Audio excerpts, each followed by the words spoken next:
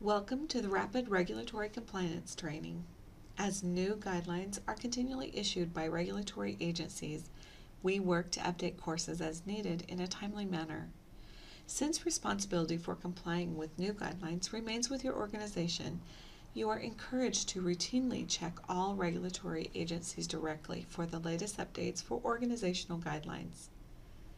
If you have concerns about any aspect of the safety or quality of patient care in your organization, please contact your faculty advisor or department chair. This lesson covers safety issues of fire, electrical, radiation, and MRI safety, ergonomics, back safety, lifting patients, infection control, slips, trips, and falls, latex allergy, hazard communication, workplace violence, reporting incidents, and emergency preparedness. Healthcare facilities have many potential hazards. OSHA separates these hazards into 5 general categories: biological, chemical, psychological, physical, environmental, mechanical. As shown in the table on the next slide, take appropriate measures to eliminate as many of these hazards as possible. Safeguard against exposure to the hazards that cannot be eliminated. Note, many of the hazards mentioned in the table are addressed in greater detail later in this lesson or another course. Prevention is the best defense against fire. To help prevent fires related to the common cause of smoking, do not smoke on hospital premises. Instruct visitors and patients that the hospital is a non-smoking facility. Even with the best efforts at prevention, fires sometimes occur. Always treat an alarm as a true emergency. Prevent fires by removing damaged or faulty equipment from service. Submit malfunctioning equipment for repair. Do not use any piece of equipment that you have not been trained to use. Even with the best efforts at prevention, fires sometimes occur. Therefore, your facility is equipped with fire safety features. These features include fire alarm systems, fire extinguishers, emergency exit routes and doors, smoke and fire doors and partitions, a fire plan. When in doubt, respond to fires using the RACE protocol. This will help you to remember what to do. Rescue patients from immediate fire, alarm, call for help, or pull the fire alarm. Confine, close the door to the room where the fire has started so it doesn't spread. Extinguish or evacuate the fire if possible. If the fire is small enough to put out with a portable extinguisher, use the acronym PASS to help you. Pull the pin, aim the nozzle, squeeze the trigger, sweep back and forth at the base of the fire. Otherwise, evacuate your patients. Most equipment in healthcare settings is electric. Electric shock can cause burns, muscle spasms, ventricular fibrillation, respiratory arrest, and even death. To help prevent electrical accidents in your facility, remove and report electrical hazards. Use electrical equipment properly. Do not operate in or around water, including if your hands are wet. Turn off or unplug before using. Maintain, test, and inspect equipment on a regular basis. Other best practices for preventing electrical accidents include using power cords and outlets properly. Do not jerk cords from the outlet. Pull on the cord instead. Only use tape to secure power cords to walls and floors, and only use 3-pronged plugs. Exposure to radiation can increase the risk of cancer. Therefore, it is important to protect against exposure. 3 key factors include time, distance, and shielding. Minimize the amount of time that you are exposed. Maximize your distance from the radiation source. And use appropriate shielding to absorb the energy of radioactive particles. The goal is to keep your radiation exposure as low as reasonably achievable. An MRI system is not an inherent biological hazard. However, hazards can arise when certain items enter the MRI system. ferromagnetic objects are attracted to the magnet at the center of the MRI system. They can become dangerous projectiles. Electronic devices that enter the magnetic field of the MRI system can malfunction due to interference. Metal implants or wires can conduct electrical currents, resulting in burns. MRI safety is largely a matter of ensuring that potentially hazardous items stay out of the MRI field.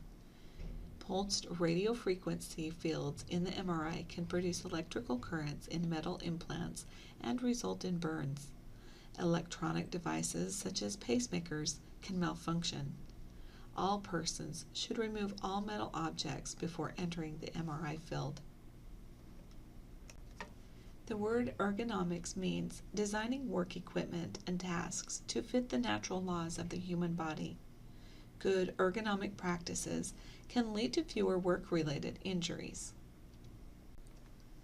Ergonomic best practices are: avoid fixed or awkward postures, avoid lifting without using proper devices, avoid highly repetitive tasks and forceful exertions, provide support for your limbs, and use proper posture when sitting, standing, or lifting. To achieve ergonomic best practices, keep tools close to you to avoid reaching, twisting, and bending. Use supportive equipment and ergonomic tools, such as wrist supports for keyboards. Respond promptly to aches and pains to prevent slight injuries from becoming severe or debilitating. We'll now talk about back safety. Proper care and operation of the spine is important. Some ways that you can protect your spine are to sleep on your back or side, not your stomach. Stand upright in comfortable shoes. Sit with a 90-degree angle at the knees and hips. If at a desk or keyboard, form a 90-degree angle at the elbows. Your wrists should be straight. When lifting a static load vertically, make sure to bend at the hips and knees. Keep your head up, hold the load close to your body, and lift with the muscles of your legs. When lifting a patient, avoid manual lifting. Use motorized lifts or other assistive devices. Slips, trips, and falls are preventable. Keep floors clean and dry and uncluttered. Use proper lighting. Choose slip-resistant shoes, those that have a soft rubber sole or a larger surface area that can stay in contact with the floor more easily. No high-heeled shoes. Make sure to hold on to handrails when you go up and down stairs, as falls are more likely to occur there. Icy or wet sidewalks can be a hazard. Keep your feet flat and slightly spread apart. Keep your toes slightly pointed outward. And take slow, short steps. Keep your center of balance under you. Make wide turns at corners, and keep your arms at your sides. Latex allergies. Questions you may ask yourself or your patients. Have you had any unexplained problems during surgery? Any breathing problems during a dental exam? Any problems when blowing up balloons? Do you have allergies to bananas, avocados, or kiwis?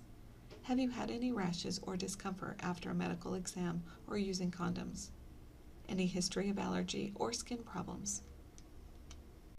Latex allergy management. If you are allergic to latex, inform your advisor or director. Use only non-latex gloves. Use silk or plastic tape. If a patient is allergic to latex, indicate in the medical record. Also, place an allergy alert armband on the patient. We will now discuss hazardous chemicals. Manufacturers of hazardous chemicals research, create, and distribute a material safety data sheet listing the specific hazards of the chemical. They label all the containers of hazardous material with the product name, hazard warning, and manufacturer name and address. Employers maintain a file of MSDS for all hazardous chemicals. Inspect incoming chemicals to verify proper labeling. If a chemical is transferred to an unlabeled container, label it appropriately. Train employees in the use of hazardous chemicals. Medical students should know the hazardous chemicals used in their rotations, know where MSDSs are located on the units, and know how to read the MSDS. Read product labels carefully. Workplace violence. To keep your workplace safe from violence, recognize aggressive behavior and warning signs of potential violence. Respond appropriately to the level of aggressive behavior. Report all unsafe situations immediately. There are 3 types of aggressive behavior: tension, disruptiveness, and loss of control. If you experience tension, remain calm, listen, acknowledge the person's frustration, and try to resolve the problem. If you experience disruptiveness, set clear limits, remain calm, and choose your words carefully to avoid aggravating the situation. Call security privately if the disruptive behavior continues. If you experience loss of control, remove yourself from danger and get help. Do not try to restrain the person yourself. Reporting incidences. A breach in safety is referred to as an incident. Incidents happen when normal procedures are not followed, safety is compromised, or injury or near injury occurs. All incidents should be reported immediately. We will now discuss emergency preparedness. Be prepared to respond to disasters such as natural disasters, technological disasters, transportation accidents, terrorism, nuclear, biological, and chemical events, and identify events that could occur. Determine probability of events occurring, and develop strategies to deal with these events. You may be asked to participate and help out if there is a disaster. Make sure that you are ready to respond. Know the disaster events that pose a risk to the facility in which you are assigned. Volunteer to participate in all emergency response training and drills. We will now discuss infection control. Healthcare-associated infection, or HAIs, develop after contact with the healthcare system, can be very costly in terms of patient life and health, and healthcare dollars. HAIs are caused by infectious organisms that may come from environmental sources, patients, staff members, and hospital visitors. People may be resources of HAI if they are carriers of a disease, incubating a disease, or actively ill with a disease. We will now discuss hand hygiene. The single most important factor for preventing the spread of infection is proper hand hygiene. Hands should be washed or decontaminated before and after each direct patient contact. Use soap and water on visibly soiled hands and alcohol-based hand rubs for routine decontamination of hands. Soap and water hand hygiene. First, remove rings, jewelry, and watches. Pre-wet hands with water. Use an appropriate amount of soap and rub all surfaces of the hands and wrists for 15 seconds. Rinse thoroughly under running water and dry hands with a disposable towel. When using alcohol rubs for hand hygiene, make sure to remove rings, jewelry, and watches. Apply the amount of rub recommended by the manufacturer. Rub all surfaces of the hands and wrists until the hands are dry. Environmental hygiene.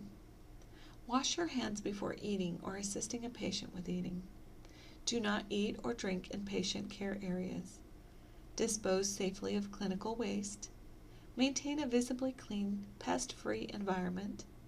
Clean, disinfect, or sterilize medical equipment after each use. And launder used or infected linens safely. Many HAIs are related to invasive procedures, especially catheterization and IV line placement. The most common type of HAI is urinary tract infection. This is due to the indwelling urinary catheters. The IV line placement breaks the patient's first line of defense, the skin.